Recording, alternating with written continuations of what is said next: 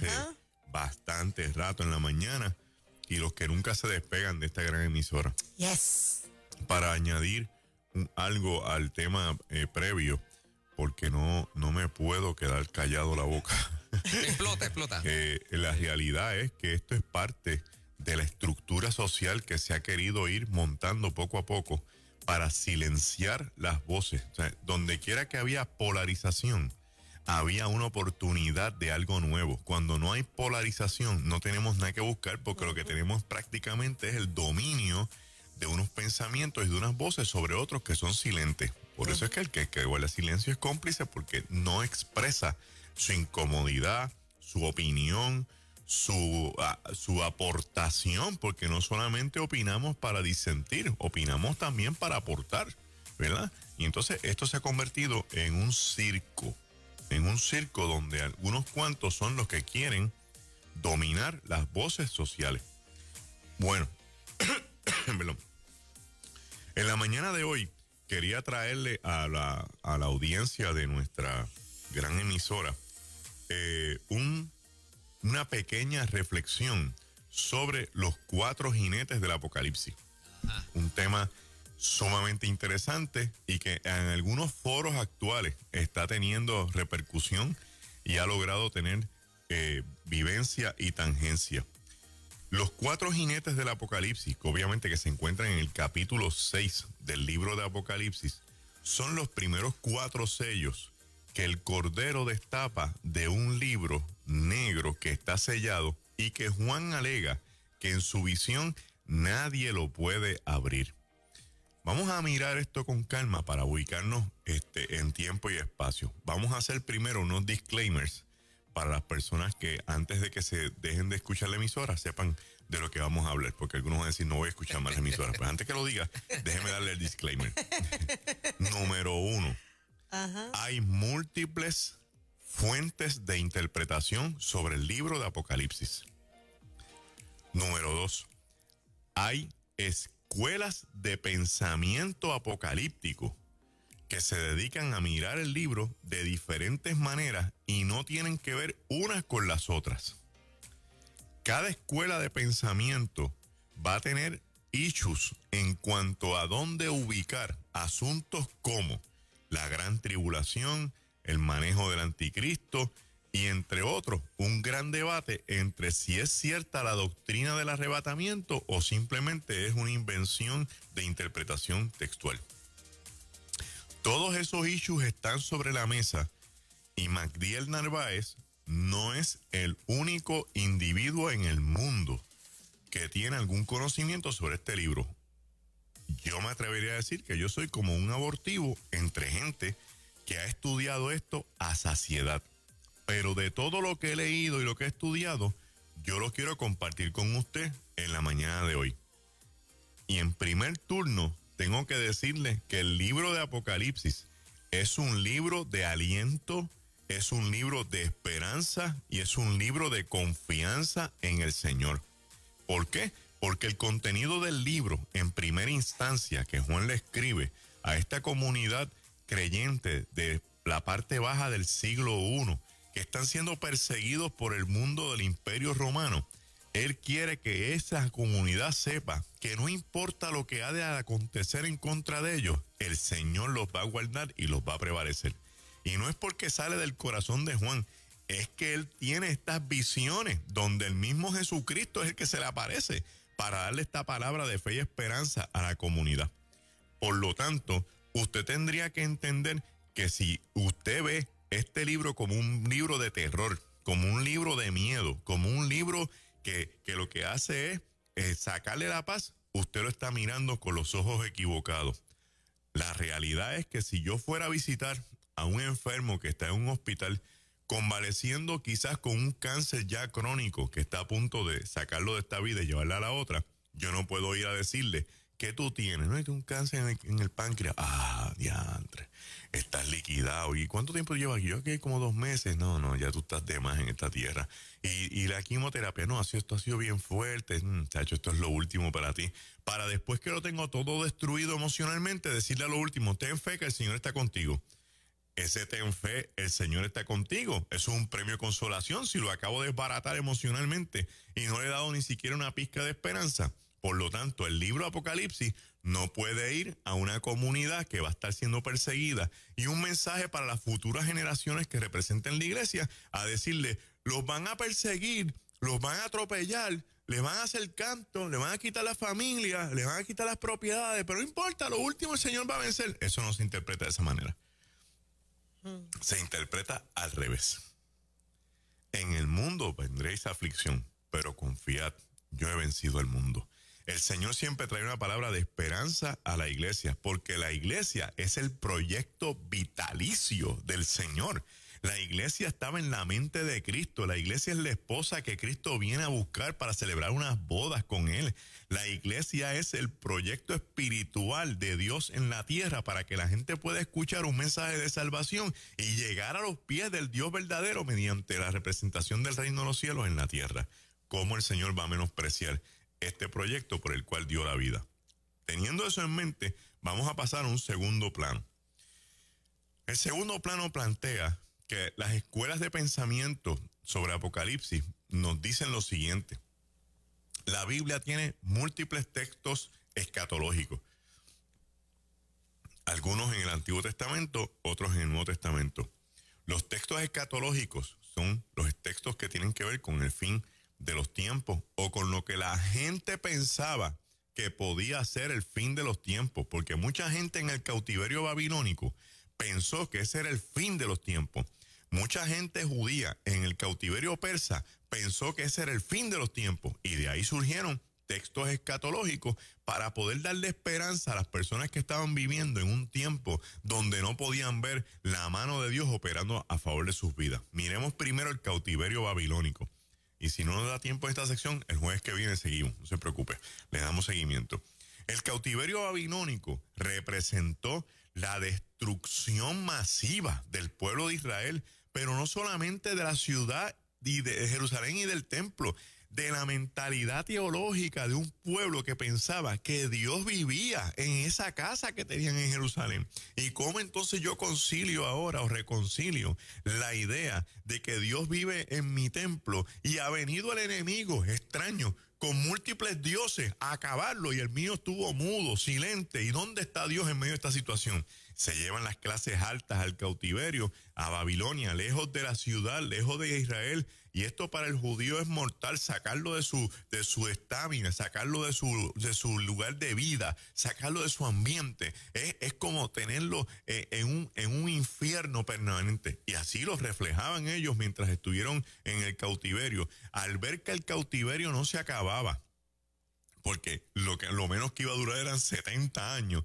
Entonces los judíos empezaron a pensar, pues este debe ser el fin. Si no va a haber forma de regresar, este debe ser el fin. Y ahí se empieza a coecer la literatura profética escatológica que plantea el resurgimiento de la nación, que las futuras generaciones van a volver a ver a Dios, que va a venir el juicio de Dios sobre las naciones que han atacado a Israel. Y toda esa literatura lo que hacía no era meterle miedo al pueblo, era darle esperanza. Era decirle, el Dios tuyo no era solamente el Dios de Israel, era el Dios del universo. Y sale Isaías con su profecía mesiánica, anunciando un Dios universal, diciendo, no, es que estamos equivocados pensando que el Dios de la vida es el que está metido en un templo en Jerusalén. Este Dios también gobierna a Nabucodonosor y a Babilonia, y él pone y quita a los reyes y los mueve como él quiera. Y entonces la cosmovisión judía empezó a ampliarse y a entender mejor y a redefinir mejor el Génesis, donde el Génesis mío no es el Génesis judío, es el Génesis de la humanidad. Este es el Dios que crea los cielos y la tierra del mundo entero, no solamente de lo que yo creo como judaísmo.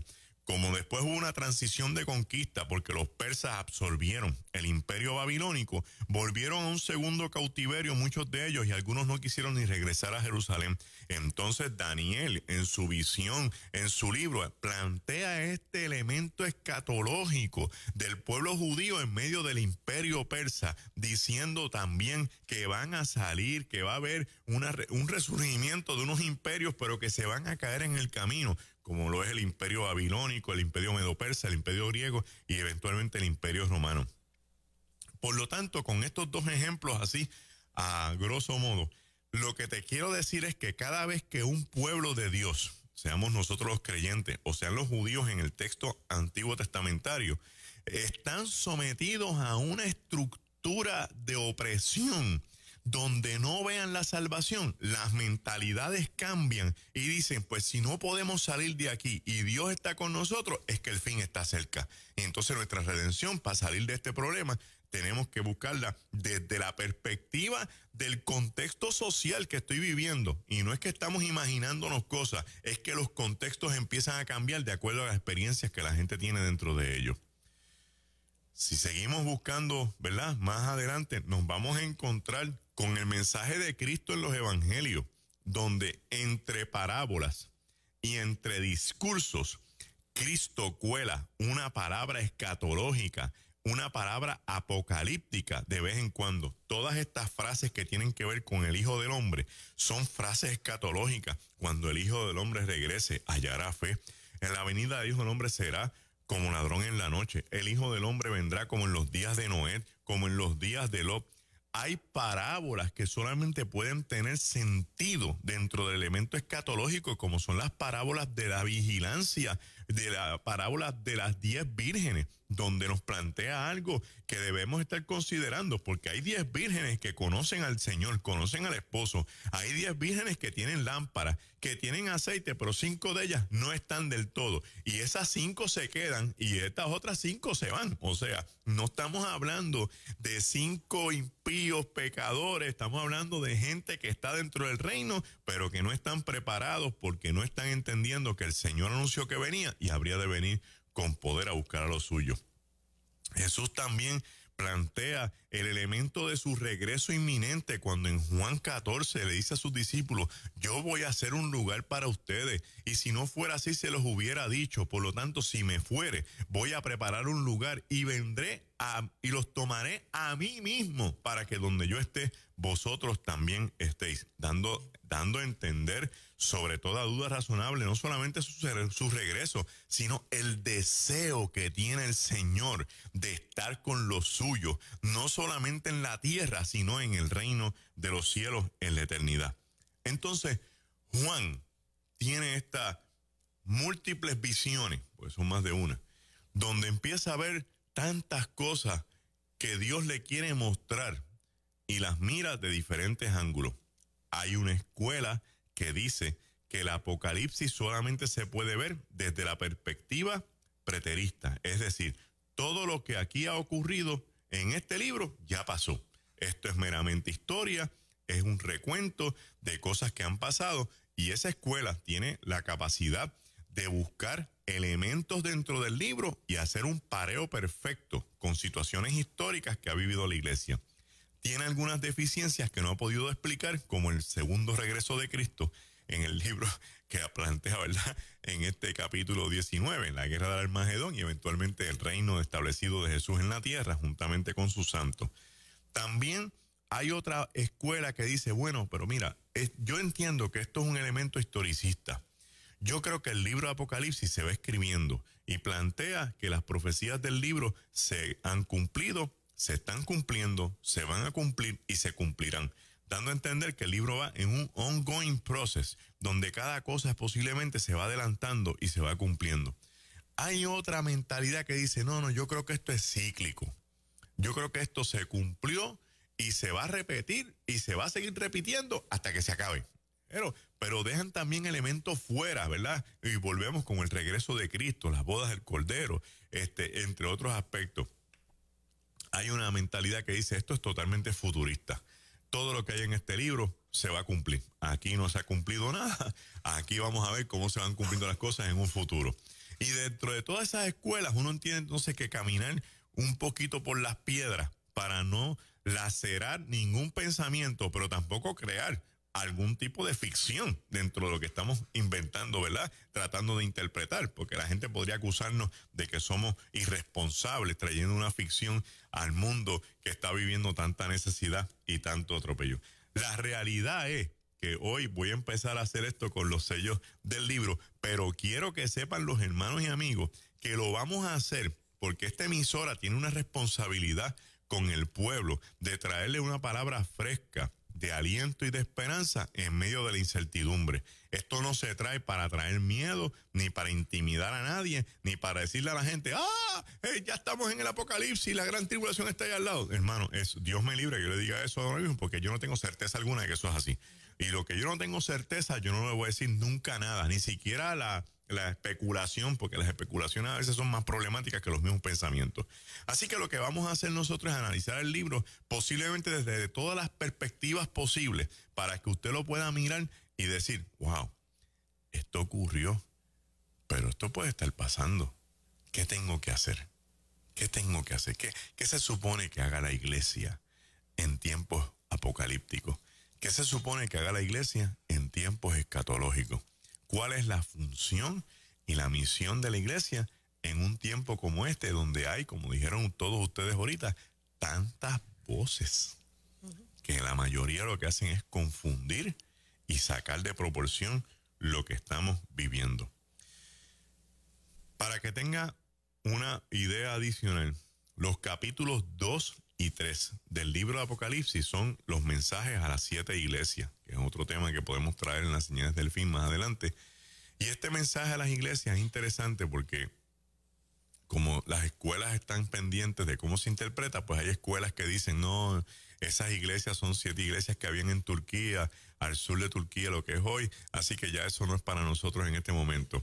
Y entonces lo pueden dejar ahí. Hay otra gente que dice, bueno, esas 7 iglesias existieron en Turquía, pero mira lo que dice el mensaje al final de cada iglesia, que el que tiene oídos para oír, que oiga lo que el Espíritu dice a las iglesias, en plural. O sea, que si yo soy parte de la iglesia, lo que el Señor le dijo a esas 7 iglesias, también yo lo debo escuchar nuevamente, porque pudiera estar viviéndolo en el día de hoy. Hay otra gente que viene y plantea y dice, bueno, lo que pasa es que las 7 iglesias también son los 7 tipos de personas que puede haber en cualquier congregación. Y dice, wow, esa sí que la metió por los 400 para atrás y la están buscando todavía. Porque tú lo miras y tú dices, wow, entonces hay iglesias que tienen el espíritu de Jezabel, hay iglesias que tienen la sinagoga de Satanás, hay iglesias que tienen los nicolaitas, hay iglesias que tienen los tibios. Y dice, Dios mío, ayúdanos con este proyecto y llévanos con tu Espíritu Santo a limpiar la iglesia de toda esta situación. Pero hay otra gente que dice, bueno, mira, la realidad es que también yo puedo agarrar las iglesias y ubicarlas y decir, la primera iglesia es la iglesia primitiva, que es la iglesia de Éfeso, que cuadra a la perfección. Y después de ahí, si tú le sigues montando, dice, la segunda iglesia, la iglesia que tuvo que ver los contratiempos con Constantino, y después la iglesia de la Reforma, y después la iglesia hasta que llega a la Odisea, que es la iglesia de nuestros tiempos. Asunto de que si usted lo mira de esa forma, se le van a parar los pelos, porque si comparamos la iglesia de la Odisea con la iglesia contemporánea, wow, yo creo que tenemos un problema sustancial, porque esta es la iglesia que no es ni fría ni caliente. Esta es la iglesia que dice que es poderosa y rica, y Dios le dice que tú eres pobre y desventurada. Esta es la iglesia que tiene un poderío económico en su época de vestidos y de lana y de algodón, y Dios le dice, tú estás desnuda. Esta es la iglesia que logró descubrir un elemento natural tipo antídoto para curar muchos de los males de los ojos, llamado el colirio, juntamente con otras cosas, y Dios mismo le dice, ponte colirio en los ojos para que veas, porque tú estás ciega. O sea, esta iglesia contemporánea a nosotros, la Odisea, es una iglesia que hay que volverla a leer y a mirarla, porque como quiera que sea, lo lindo de los mensajes a las 7 iglesias es que cuando el Señor le habla a cada iglesia, tengo algo contra ti, le da la salida para que se arrepientan y se pongan para su número. Eso lo que implica es que al Señor le interesa la salvación y no la destrucción de la gente. Que a Dios le interesa que la gente se arrepienta, no que les pase un robo por encima. Que mucha gente a veces nos ha escrito en algún momento determinado, algunas personas, no todas, que Dios también es fuego consumidor, cierto, pero primero Dios es amor. Primero siempre Dios es amor, porque la naturaleza de Dios es amor. Cuando Dios es fuego consumidor, es una decisión que Él toma, no es porque esa es su naturaleza. De esta experiencia, ¿verdad? Las lecturas como bien te has dicho, ¿verdad? Los diferentes marcos de interpretación contextual, ¿verdad? Los que pueden tomar sin desvirtuar el texto de lo histórico, como nosotros también pasamos ese texto por el túnel del tiempo y lo traemos a nuestra realidad, ¿verdad? Y estos mensajes de las iglesias, yo creo que tuviésemos la gran oportunidad, ¿verdad? Hay pastores que nos están escuchando. Pastor, hay que tomar estas iglesias y hay que estudiar estos mensajes, y salen unos excelentes estudios y unas excelentes palabras para lo que la gente está enfrentándose hoy, cómo nosotros debemos imitar a las iglesias que se exaltan, pero también dejar de hacer lo que se le reprocha a estas iglesias, como esta de la iglesia de la Odisea, que es posiblemente la representación de la iglesia de la posmodernidad. Eso es correcto, Edwin. Y esa es tremenda recomendación. Y yo creo que eso es un tema que hay que retomar. Yo me he encontrado con varias personas a través de los chats y a través de los medios que me dicen, pastor, de un estudio de esto, porque es que en mi iglesia hace tiempo no se habla de esto. Yo fui a una cumbre profética en Detroit y de hecho le envío un saludo a mi hermano José Viera, que es fiel oyente de Nueva Vida. Y él me dijo, ¿tú crees que entre las conferencias que vamos a hablar, tú puedas hablar de la segunda venida de Cristo? Y yo, sí. Y me estuvo curioso y dije, ¿por qué? Me dijo, aquí hace años que no se habla de eso. Wow. Y yo me quedo y digo, no, pero que el mensaje norte de la iglesia es ese. O sea, de que tú me estás hablando. Y dice, no, vamos a hablar de eso. Y era increíble ver cómo las personas escuchaban aquel mensaje y que les creaba un impacto, porque se decía, este es el mensaje de la iglesia primitiva, o sea, el siglo I llevaba la voz cantante de que Cristo regresaba y que los venía a buscar en vida. Y yo creo que cada pastor, líder, si usted no es ducho en el tema, ¿verdad? Porque no todos somos duchos en todos los temas. Hay gente que son expertos en unos temas y otros son otros. Pues consígase a alguien que pueda ayudarlo en cuanto a los estudios bíblicos y ponga en este tiempo, en esta temporada, estos estudios de estas 7 iglesias, porque como bien dijo Edwin, hay mucho que nosotros tenemos que aprender de cada una de esas iglesias en cuanto a lo que debemos imitar y en cuanto a aquello que debemos evitar o posiblemente arrepentirnos. Después del capítulo 3, no se vuelve a tocar el concepto iglesia como se toca en esas primeras 2 capítulos, y siempre ahí viene y se cuela entonces una escuela diciendo, no, porque eso es pre-tribulación. Y entonces ya la iglesia está afuera y lo que viene por ahí para abajo es juicio para todas las naciones. Y hay otra gente entonces que dice, no es que es pre-tribulación. Porque hay gente que dice, no, porque primero tienen que venir los sellos para que después venga la gran tribulación. Y los voy a dejar con eso para hacer una pausa. Y cuando regresemos, nos vamos a montar en uno que otro caballo. ¡Poderoso! ¡Wow! Señales de los tiempos con Magdiel Narváez. Nueva Vida 97.7. Pues sí, regresamos ya. Nadie se vaya. Buenos días. 8:25 de la mañana. Vamos en ruta. Vive feliz. Nueva vida. Nueva vida.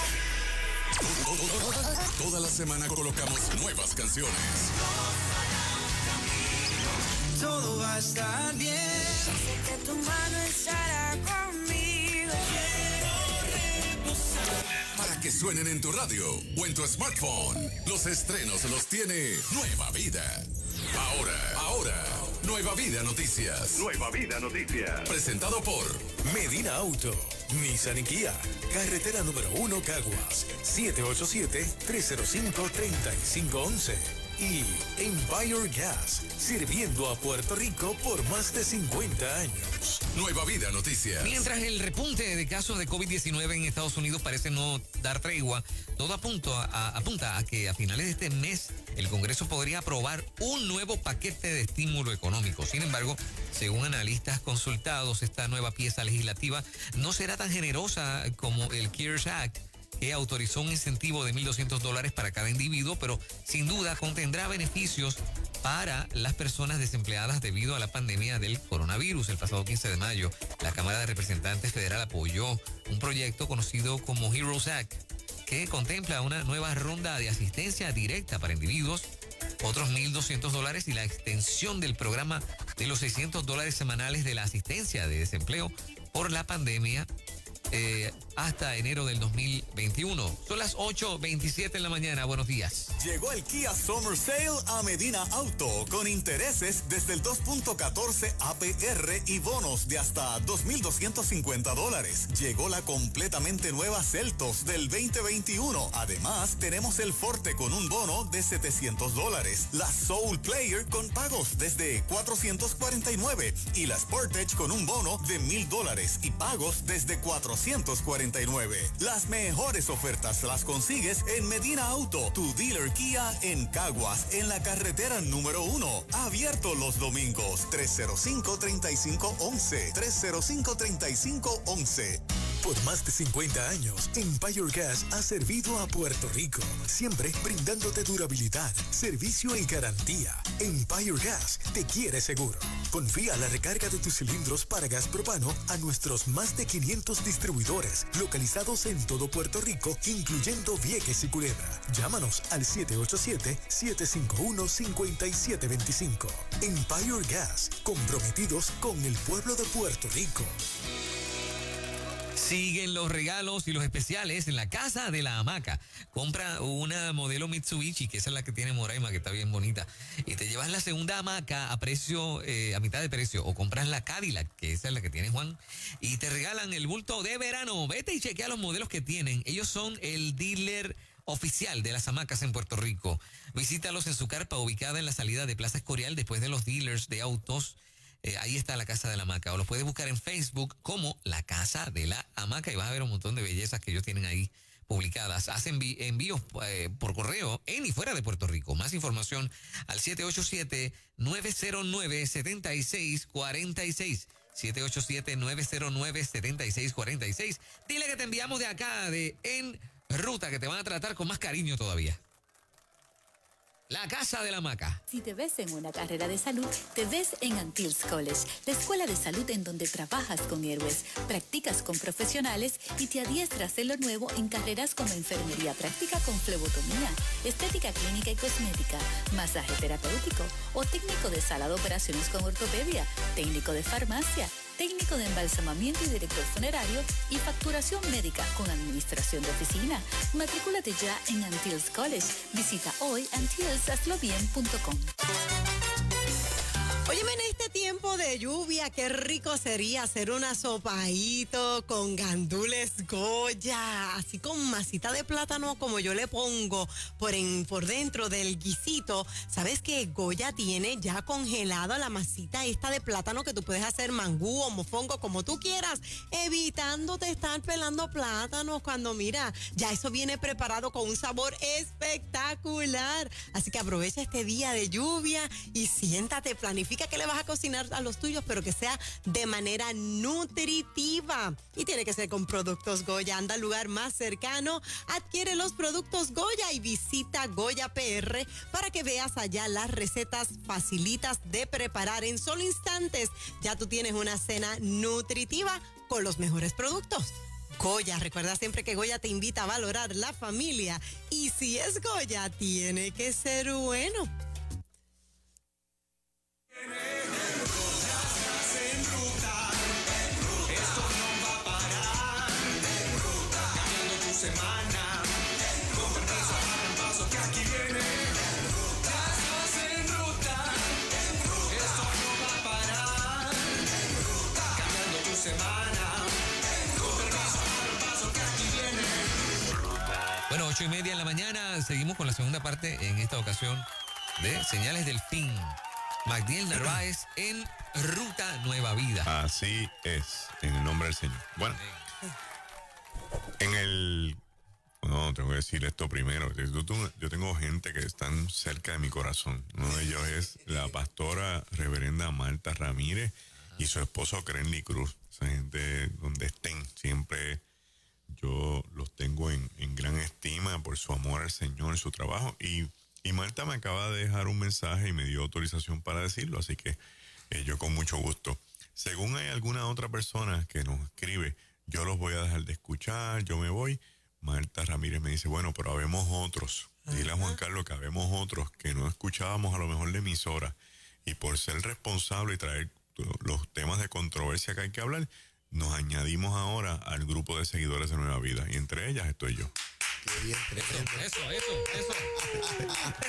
Tengo que agradecerle a una pastora del calibre de Marta Ramírez esas palabras. Para mí, tengo que buscarme el dinero que tienen los bancos para ver si logro de tan valiosas que son. Gracias, Marta, y tu iglesia. Una gran pastora, una gran hermana, un testimonio tan impactante. Wow.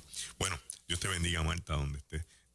en este momento escuchándonos. Miren, vamos a ver qué pasa. En el capítulo 6 hay un libro. Hay un libro que está tapado, ¿verdad? Entonces, ese libro está tapado, bueno, que lo van a ver en Facebook, tiene 7 sellos que le cuelgan, porque no son sellos tipo sello postal, son sellos imperiales, que son los sellos que sellaban el libro y que tienes que quitarle los sellos para poder abrir el libro y ver qué hay adentro. Entonces hay gente que plantea, dice, bueno, ¿y qué libro es este que tiene 7 sellos? No se puede abrir hasta que no se quiten los sellos. Pues hay gente que dice, este es el libro de los juicios, este es el libro de las calamidades, este es el libro de todos los eventos que van a ocurrir. Y como Dios le dijo a una de las iglesias, yo te voy a guardar en mi mano para librarte de la prueba que habrá de venir sobre los habitantes y los moradores de la tierra. Y entonces se plantea que este libro lo que abre es esa pandemia de situaciones que habrán de vivir los moradores de la tierra. La escuela que piensa que la iglesia tiene un arrebatamiento y que tiene suficientes textos para validar su interpretación, dice, bueno, pues la iglesia no va a vivir eso. Otra escuela que dice, bueno, yo creo en el arrebatamiento, pero también pienso que la iglesia va a vivir principio de dolores. Hace que la iglesia pudiera comerse por lo menos sus 4 sellitos, empezando el proceso, y después que se vaya, porque esos 4 sellos le da la oportunidad a la iglesia de proclamar el reino en el mundo entero antes de que venga el fin, y eso va amarrado de Mateo 24. Hay otra escuela que dice, no, olvídate del arrebatamiento, la iglesia se va a comer la gran tribulación hasta lo último. Y entonces va a ver a Cristo cuando venga en el capítulo 19 a pelear con los ejércitos del mundo. Le planteo todas las escuelas porque quiero que sepan que nosotros somos gente responsable y que le presentamos el buffet completo, el sample completo, como el segmento de Edwin, y usted ahí coge su relleno, su croqueta, su alita, lo que ustedes necesiten. Bien. Ahora, dice, la preocupación mayor de Juan en el relato bíblico es que no hay quien pueda quitar los sellos. Y eso sí que es grande. ¿Por qué? La implicación que trae esto es decir, bueno, el que vaya a destapar los sellos de un libro que aparenta ser el libro de juicio, tiene que tener tanto poder para que cuando destape estas cosas no le salpiquen ni le reboten encima, sino que él diga, no, yo lo voy a destapar y esto va para el otro lado, para encima de mí no va. Y por eso que hay gente que dice, bueno, el que está cubierto con la sangre del cordero está detrás de ese cordero que va a destapar los sellos y por lo tanto el sello no le va a hacer daño. Y entonces dice que se halló uno. Dice, este es el Cordero de Dios. Y a ese cordero le han puesto cuernos. Entonces la gente dice, pero ¿por qué tiene un cordero de cuernos, hermano? Porque este libro está lleno de símbolos. Y está lleno de detalles, ¿verdad? Que tienen una simbología que solamente se puede mirar dentro de la misma estructura. Y es que todo lo que tenga cuernos en este texto que esté asociado con un cordero significa poder, significa fuerza. O sea, este es el Cordero de Dios que fue inmolado, muerto en la cruz, resucitado, pero ahora se presenta no como el inmolado, ahora se presenta como el Señor de señores y el Rey de reyes. Y esos cuernos son los cuernos del poder y de la fuerza que tiene para distinguirlo de los demás y que pueda destapar los sellos. Y viene el Cordero, aparece, y uno de los 4 seres vivientes que están allá rugiendo en el trono, le dice a Juan, ven. Y entonces él le dice, mira. Y cuando le dice ven y mira, ve el cordero que destapa el primer sello. Él le dice, no, ven, no llores. No llores. Ya hay uno que es capaz de distinguir los sellos. Y la experiencia del cordero, me gusta la expresión como inmolado. O sea, este cordero tiene las huellas de la inmolación, pero ya no agoniza. Amén. Esa expresión. Y esto hay que leerlo en contraste a lo que ya ha abierto el libro. El primer capítulo, antes de que él pueda ver las tribulaciones, lo primero que ha tomado el texto, el redactor, es centrarnos en quién es este. Tiene los pies como bronce bruñido, tiene su cabello, tiene un cinto de oro en el pecho, tiene literalmente sus ojos como llamas de fuego, tiene una espada que le sale de la boca. O sea, son unas imágenes de un Cristo glorificado, y la cristología es súper alta porque nos está exaltando. Del capítulo 5 comienza a ser ese Cristo glorificado que viene a ser la razón principal de esperanza del texto. Por eso es el que puede abrir el libro, por eso es el que tiene los cuernos, por eso tiene las huellas de la inmolación y no agoniza. Ese Cristo resucitado es el poderoso que nos presenta el texto. Y Juan lo presenta como el Hijo del Hombre. O sea, Mesías, en cristología, ese es el título más alto de Cristo, porque ese es el que está a la diestra del Padre.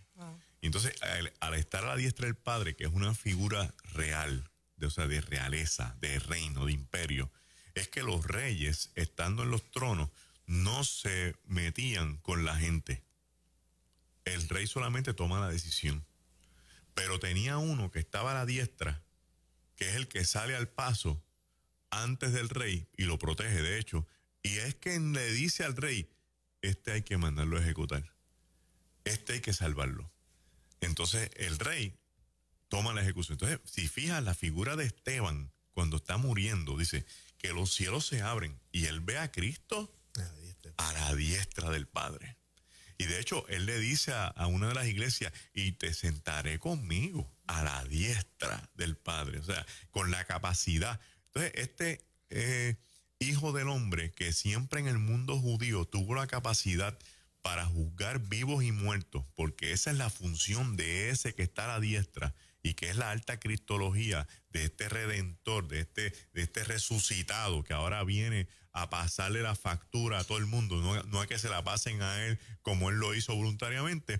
También en los evangelios, él recapitula esa figura y dice, no, yo no solamente soy el que tengo capacidad para jugar por vivos muertos, yo también puedo perdonar los pecados, que es el texto del paralítico, y puedo sanar los enfermos también. Entonces Jesús va redondeando en él toda esa figura de alta cristología. Por eso es que después el apóstol Pablo dice, es que no hay forma alguna. Mira, él estaba en el cielo, de arriba botó a Satanás y a medio mundo, vino a la tierra, lo venció en el desierto y en la cruz, fue a los espíritus encarcelados, los venció en el infierno, y por eso es que no hay otro nombre que este que tiene todo el poder en el cielo, en la tierra y debajo de la tierra. Entonces Cristo consolida todo el poder del mundo entero, espiritual y material en él. Y esa es la visión, como dice Edwin, que en el capítulo 1, Juan se enfrenta no al resucitado con las marcas en las manos, no al resucitado que le pidió pescadito y que están haciendo entre vosotros.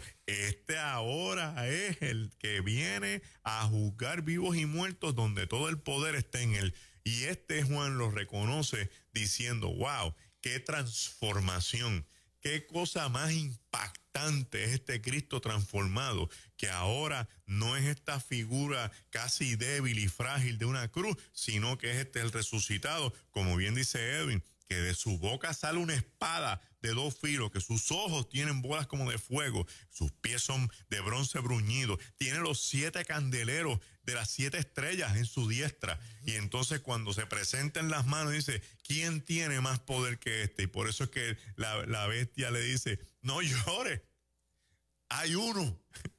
Hay uno, y ese es el que te ha visto a ti, el que se te ha revelado, que te puede decir que abras los sellos, y entonces él te abre el sello. Quiero decir también que en el texto del trono, en el capítulo 4 de este trono de jaspe, dice que detrás del trono está escondido el arcoíris. Ay, ay, ay.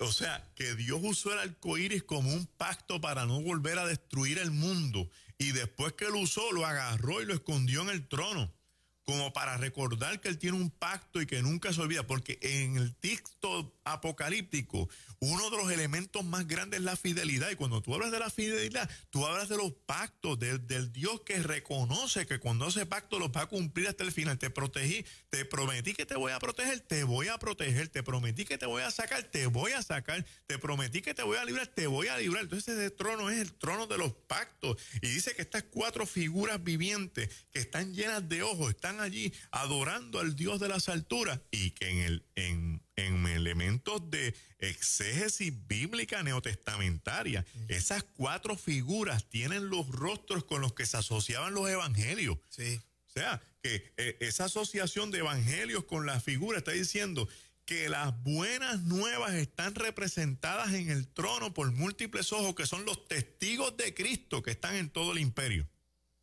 igual que el número 4 en el texto bíblico representa también los puntos cardinales. O sea, que todo el imperio de norte a sur y de oeste a este estaba lleno de gente que había creído en el evangelio. Y por lo tanto, esa gente está mirando con ojos de alegría porque ellos saben quién es el que va a abrir el primer sello.